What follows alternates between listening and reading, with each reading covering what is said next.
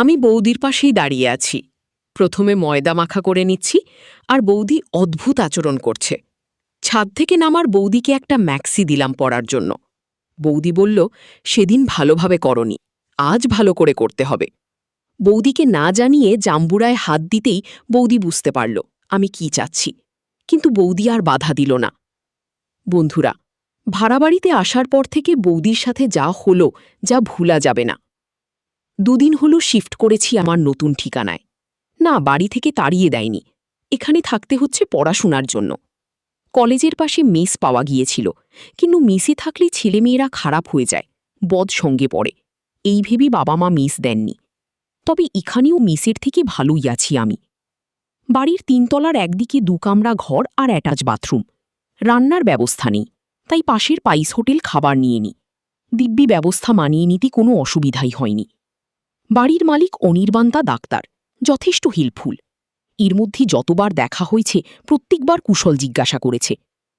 যাই হোক, নতুন জায়গা শুয়ে বসে কাটাবো না বলে জিন্সির উপর কুর্তাটা চাপালাম বেরোবো বলে। উদ্দেশ্য জায়গাটা একটু ঘুরে দেখা। দরজাটা লক করে নিচে নামছি। এমন সময় দোতলার কাছে সিঁড়িতে পায়ের শব্দ পেলাম। বৌদি, মানে অনির্বাণের স্ত্রীও দরজা লক করছে। আমাকে দেখেই পরিচিত কায়দায় হালকা হেসে জিজ্ঞাসা করল, বেরোচ্ছ নাকি?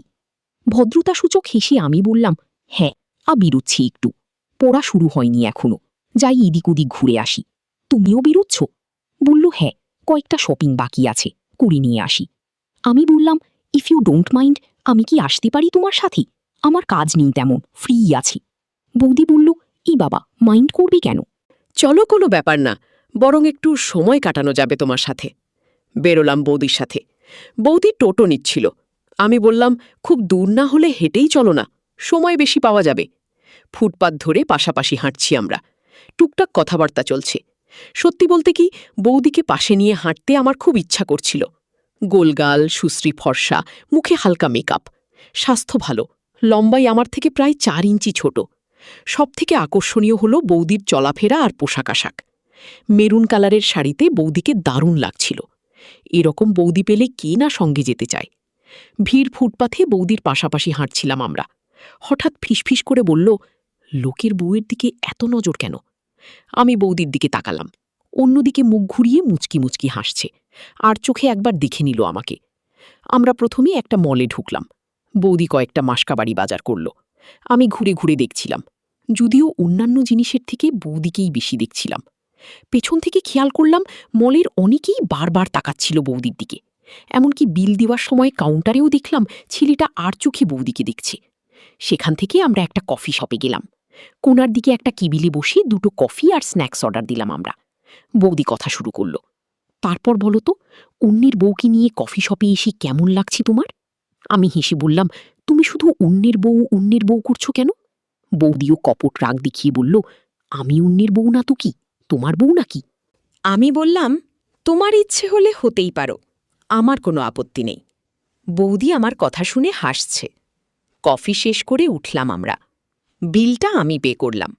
বৌদি আপত্তি করছিল। আমি বললাম, এটা আমাদের ফার্স্ট ডেট, আমি পে করব। বৌদি শুধু করে একটা প্রশংসাসূচক আওয়াজ করল। বিল মিটিয়ে আমরা ক্যাবে উঠলাম। ক্যাবে আমি আর বৌদি পাশাপাশি বসেছি। বেশি দূর যাব না, রাস্তায় জ্যাম না থাকলে 2-3 মিনিট লাগবে পৌঁছতে। ক্যাবের ভেতরটা অন্ধকার। সরকারি লাইটের আলো পৌঁছচ্ছে না ক্যাবের কাছের জানালা ভেদ করে। এর মধ্যে আমার মাথায় একটা দুষ্টু বুদ্ধি এলো। বৌদির পাশে গিয়ে বসলাম। বৌদি অবাক হয়ে তাকালো আমার দিকে। বোধহয় এতটাও আশা করেনি আমার থেকে। আস্তে করে আঁচল ঠিক করার ভান করে একটু সরে বসল। আমি দমলাম না, আবার বৌদির কাছে গিয়ে বসলাম।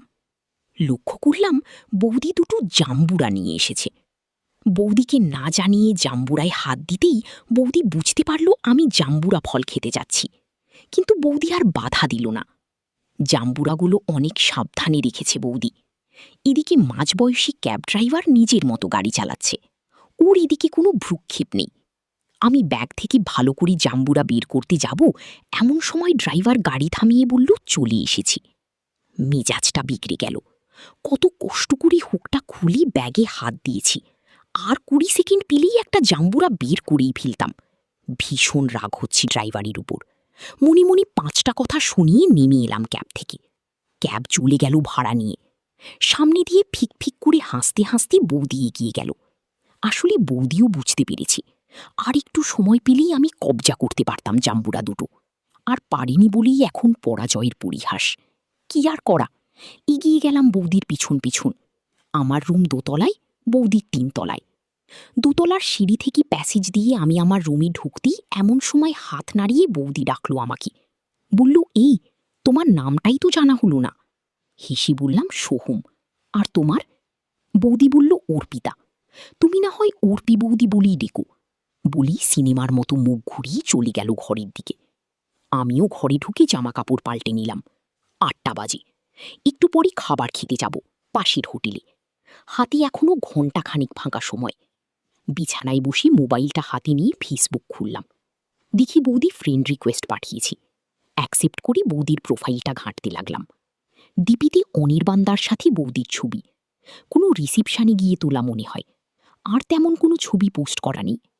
ভদ্রমার্জিত গৃহবধূর ফেসবুক প্রোফাইল যেরকম হয় ঠিক সেরকম।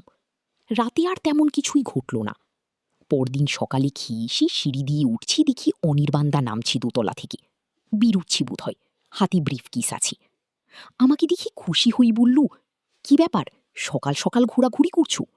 আমি বললাম, কি করব বলো, পড়া শুরু হয়নি এখনো, বেকার শুয়ে বসে কাটাচ্ছি।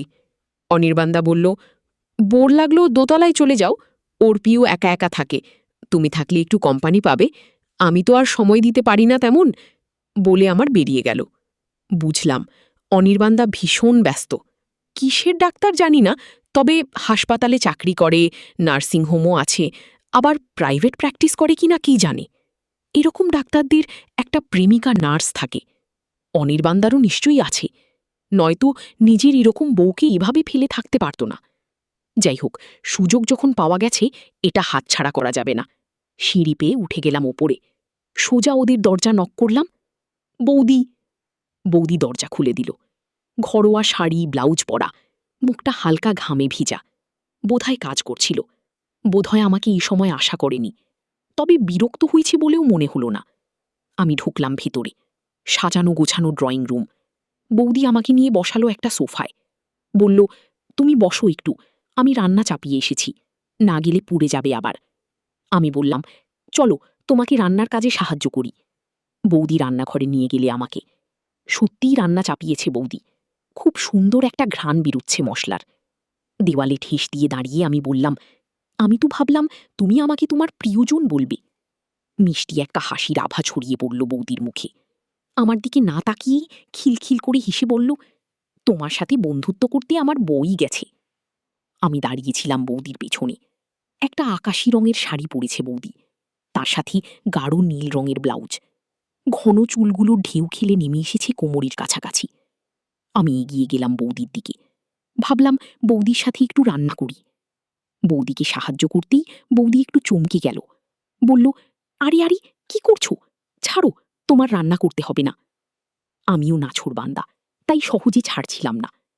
একটু পর বৌদি আর কিছু বলল না, কারণ মনে হয় বৌদি অনির্বাণদার কাছ থেকে এরকম সাহায্য কোনোদিন পাবিও না। হয়তো পাবিও না। অনির্বাণদার নিজের লাইফ নিয়ে ব্যস্ত, তারই সব করার সময় কোথায়। বৌদিরাজ কমিয়ে কড়াইটা ঢাকা দিয়ে আমার রান্নার কাজে সম্মতি জানালো। বন্ধুরা, তোমরা বুঝেছ তো কিসের কথা বলছি আমি? আস্তে আস্তে রান্না করছি আর বৌদি এনজয় করছে, কেননা কালকের অর্ধেক ফালে রাখা কাজটা আজকে সম্পূর্ণ করতে হবে আমাকে। প্রথমে ময়দা মাখা করে আমি এবার পরের মাংস কষানোর জন্য রেডি হলাম। এমন সময় বৌদির আচরণে কিছুটা অবাক হলাম। সাধারণত মেয়েরা সাহসী ছেলে পছন্দ করে, তাই যে কোনো বিষয়ে বাধা দেয়। বৌদিও নিশ্চয়ই ব্যতিক্রম নয়। বৌদি আমাকে বলল, এখন কোনো দুষ্টুমি না, আমি রান্না শেষ করি আগে।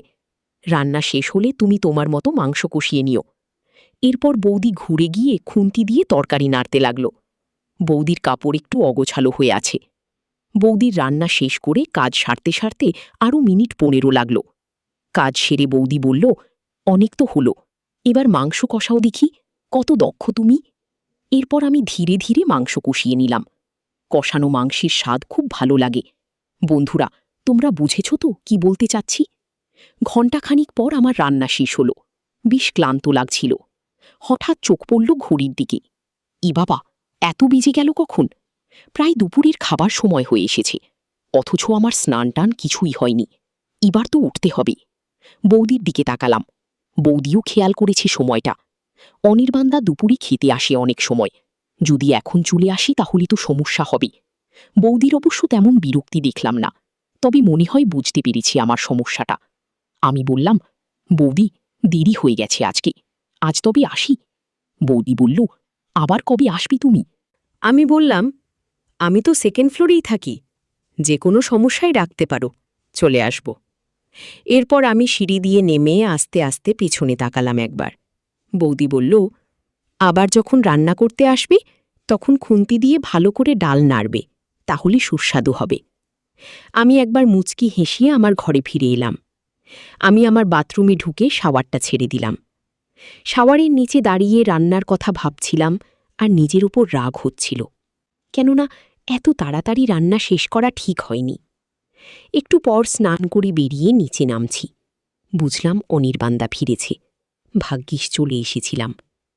সেদিন বিকেলে ছাদে পায়চারি করছি। আমার ঘরের একপাশে ছাদ। আমার ঘরটাকে চিলেকোঠা বলা যায়, তবে অ্যাটাচ বাথরুম আছে। পাশে রেলিং ঘেরা খোলা ছাদ। অনেকের ছাদে গাছ লাগানোর শখ থাকে, এদের সেটা নেই। ভাবছি দুটো চন্দ্রমল্লিকার চারা এনে লাগাবো কিনা। তখন সিঁড়িতে পায়ের শব্দ পেলাম, পাতলা শব্দ, যেন পা টিপে টিপে আসছে। আমি অবশ্য শুনতে পেলাম। বাড়িতে দাদা বৌদি ছাড়া কেউ থাকি না। এটা অনির্বাণদার বাইরে থাকার সময়, আর নিশ্চয়ই দাদা পা টিপে টিপে আওয়াজ না করে আসবে না। সুতরাং এটা বৌদি। আমি সিঁড়ির দিকে পিঠ দিয়ে দাঁড়িয়েছিলাম, তাই না ঘুরি কি আসছি দেখাটা আমার সম্ভব নয়। আমি মুখ ঘোরাইনি অবশ্য। ভাবখানা এমন কেউ আসছে টেরই পাইনি। হঠাৎ পিছন থেকে দুখানা হাত এসে আমার চোখ বন্ধ করে দিল। কি করে আমি লাফিয়ে উঠলাম। পিছন থেকে খিলখিল করে হেসে উঠল বৌদি। আমি এতক্ষণে বৌদিকে দেখলাম। সে চিরাচরিত শাড়ি ব্লাউজ পরনে, চুলটা যত্ন করে আঁচড়ানো, টিপটা ছোট করে পড়েছি বলে বয়সটা কম লাগছে। আচ্ছা, বৌদির বয়স কত হবে? দেখে 25 কি 26 মনে হয়, আসলে কত কে জানে। সকালের ঘটনার পর বৌদির সাথে আমার সম্পর্কটা অনেকটা ক্লোজ হয়ে গেছে। এই পরন্ত বিকেলে ছাদে বৌদির সাথে কথা বলে ভালোই লাগছিল। পাশেই আমার রুম, চাইলে রুমে গিয়েই আমরা নিজেদের ব্যক্তিগত সময়গুলো কাটাতে পারি। কিন্তু এরকম খোলা ছাদে আমার একটা রোমান্স লাগছিল। আশেপাশের ছাদগুলো ফাঁকা, কোনো লোক নেই। তরুণ প্রজন্ম এখন মোবাইলে আর ল্যাপটপে ব্যস্ত। সেই সুযোগেই সবার সামনে লুকিয়ে গল্প করা ভালোই লাগছে। হালকা হাওয়ায় বৌদির চুলগুলো এলোমেলো হয়ে যাচ্ছিল। সূর্যাস্তের শেষ রংটা ছড়িয়ে পড়ছিল বৌদির গালে। অসম্ভব সুন্দরী লাগছিল বৌদিকে। চোখ ফেরাতে পারছিলাম না আমি। বৌদিও বুঝতে পারছিল ব্যাপারটা, তাই বৌদিও অদ্ভুত দৃষ্টিতে তাকিয়েছিল আমার দিকে। বৌদি বলল, তোমার জন্য দুটো পেয়ারা এনেছি, খাবে নাকি? আমি বললাম, কেনই নয়। আমি ব্যাগ থেকে দুটো পেয়ারা নিয়ে খেতে শুরু করলাম। বৌদি বলল, না না, এখানে খেও না, কেউ যদি দেখতে পায় তাহলে সমস্যা হবে। আমি বললাম, তোমার ওসব নিয়ে কিচ্ছু চিন্তা করতে হবে না, আমি আছি তো। আমি বৌদির কোনো কথাই শুনলাম না। খোলা ছাদেই পেয়ারা খাচ্ছিলাম। বন্ধুরা, তোমরা বুঝেছ তো কি বলতে চাচ্ছি?